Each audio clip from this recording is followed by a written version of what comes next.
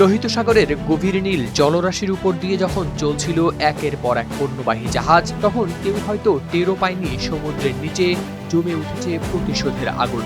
ঠিক সেই মুহূর্তেই আঘাত হানল হুতিরা। বিস্ফোরণ, আগুন, আতঙ্ক, আর তার মধ্যেই হারিয়ে গেল একের পর এক জাহাজ।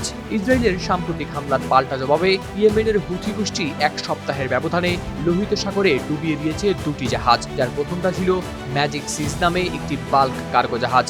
যুক্তরাজ্যের মেরিটাইম ট্রেড অপারেশন সংস্থা ইউকেএমটিওর তথ্য অনুসারে জাহাজটি ছিল লাইবেরিয়ার পতাকাবাহী, গ্রিক মালিকানাধীন। ৬ জুলাই রোববার ইয়েমেনের হোদেইদা শহরের মাত্র ১০০ কিলোমিটার দূর থেকে ড্রোন ও ক্ষেপণাস্ত্র দিয়ে করা হয় এই ভয়াবহ হামলা। বিস্ফোরণের ফলে জাহাজের নিচের অংশে মারাত্মক ক্ষতি হয় এবং পানি ঢুকতে শুরু করে, ফলে জাহাজটি ডুবে যায়।